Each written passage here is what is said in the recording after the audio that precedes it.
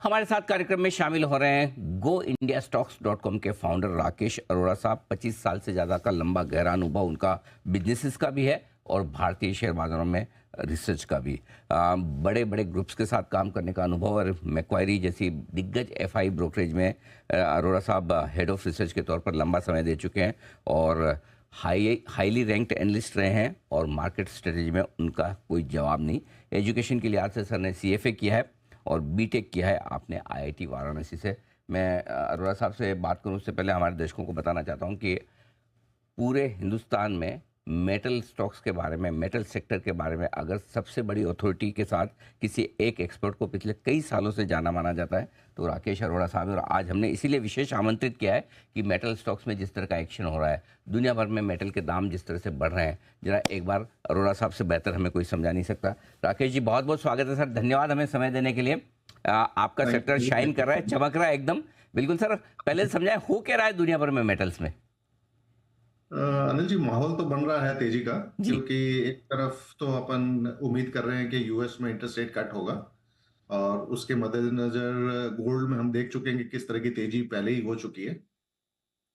दूसरी तरफ देखें तो चाइना से भी उम्मीद है कि वो अपनी इकोनॉमी को सपोर्ट करने के लिए स्टिमुलस पैकेजेस लेके आ रही है। और तीसरा, अगर अपन पीएमआई का डाटा देखते हैं, चाहे यूरोजोन हो, चाहे चाइना हो, चाहे इंडिया हो, वहां पे भी तेजी का रुझान बना हुआ है। 50 के ऊपर ही सब जगह प्रिंट आ रही है। तो इसका मतलब यह है कि जो डिमांड आउटलुक है वो भी काफी सुधरता हुआ नजर आ रहा है। तो कमोडिटीज के लिए एक पॉजिटिव माहौल बन रहा है और उसी का ही अपन नतीजा देख रहे हैं इंडियन मार्केट्स में। मूड माहौल तेजी का बनता हुआ दिख रहा है। हमेशा मेटल की जब बात आती है तो हम लिंक चाइना से करते हैं। तो क्या वैसे तेजी ठीक है, लेकिन चाइना सपोर्ट कर रहा है क्या ग्लोबल तेजी को? और अगर नहीं सपोर्ट करेगा तो क्या फिर ये तेजी बनी रह पाएगी या बीच बीच में झटके लगेंगे सर? तो अनिल जी, चाइना ने जो पिछले 40 साल में जो कर दिखाया है अपना अर्बनाइजेशन को देखते हुए, कि 40 साल पहले इंडिया और चाइना एक ही लेवल पे थे अर्बनाइजेशन के, करीबन 15-16% के आसपास।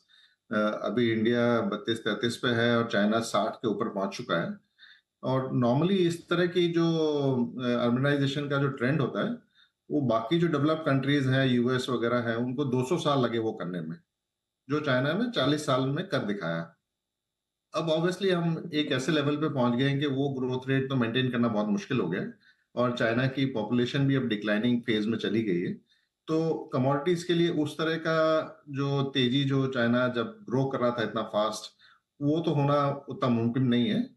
बट अभी भी अगर हम क्यूमुलेटिव पर कैपिटा कंजम्पशन देखें, मतलब कि अर्बनाइजेशन को करने के लिए कितना स्टील दूसरी कंट्रीज ने यूज किया है पर कैपिटा, तो चाइना में अभी भी काफी स्कोप है। तो मतलब ऐसा नहीं है कि कल डिमांड डिस्ट्रॉय होने वाली है, लेकिन ग्रोथ उतनी नहीं आने वाली है। तो केवल यही है कि ग्रोथ आउटलुक पिछले कुछ दशकों के मुकाबले थोड़ा स्लो रहने वाला है।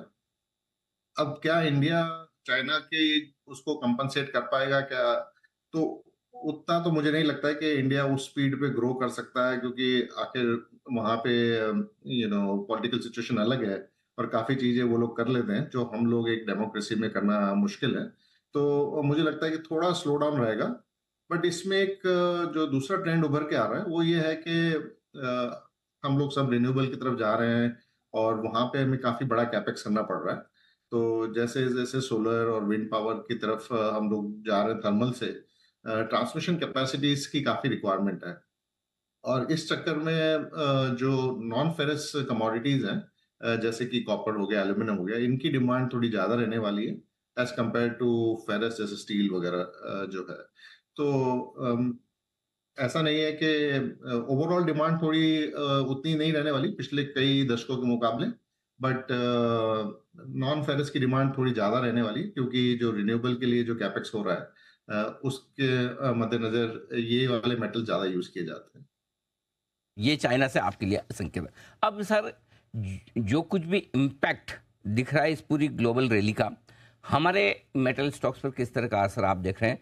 किनको ज्यादा फायदा होने की उम्मीद है? अनिल जी, अब इंडिया में मार्केट में काफी तेजी चल रही थी, तो मेटल स्टॉक नॉर्मली जितना डाउन साइकिल में गिरते हैं, इस बार गिरे भी नहीं है। और दूसरा ये है कि इनकी बैलेंस शीट भी काफ़ी स्ट्रांग रही है, तो इस वजह से भी ये स्टॉक्स रीज़नेबली अच्छे वैल्यूएशन पे ही ट्रेड कर रहे थे। तो मुझे लगता है कि अभी काफ़ी रन अप आ चुका है और हो सकता है थोड़ा और ट्रेडिंग बाउंस रहे यहाँ पे। बट इन्वेस्टमेंट के लिहाज से उतना वैल्यूएशन में गैप रहा नहीं है कि इन्वेस्टर्स को जाके इन्वेस्ट करना चाहिए इस लेवल पे। ट्रेडिंग के लिए अनिल जी आप ही बेटर टेक्निकल आउटलुक दे पाते हैं हमसे। तो मुझे लगता है कि इन्वेस्टर्स को आप जो टेक्निकल एडवाइस दे रहे हैं स्टॉप लॉस और उसके हिसाब से चलना चाहिए। बट इन्वेस्टिंग के हिसाब से उतना वैल्यूएशन अट्रैक्टिव नहीं है। बट जैसा मैं बोल रहा था कि नॉन फेरस थोड़ा बेटर है फेरस स्पेस से ग्रोथ के मुकाबले। तो वहां पे जो कंपनीज है उसमें देखा जा सकता है। ये कह रहे हैं कि पिछले कुछ हफ्तों में, शायद 3-4 हफ्तों में जो बड़ा रन आ गया, तो शायद वैल्यूएशन अब आकर्षक ना रहे निवेश करने के लिए, आज से करेक्शन आने रहे। लेकिन एक चीज़ जो मैं जानना चाहता हूँ वो ये कि क्या वाकई में दाम ही बढ़ रहे हैं भारत में, या डिमांड भी बढ़ रही है? क्योंकि अल्टीमेटली दाम ग्लोबल कमोडिटीज़ के दाम बढ़ने के साथ बढ़ भी जाएं, लेकिन अगर डिमांड मजबूत नहीं होगी तो फ़ायदा क्या? तो आप दोनों को कैसे मिक्स करके देख रहे हैं? तो अनिल जी जो ग्लोबल कमोडिटीज हैं उसमें तो ग्लोबल डिमांड सप्लाई देखना पड़ता है।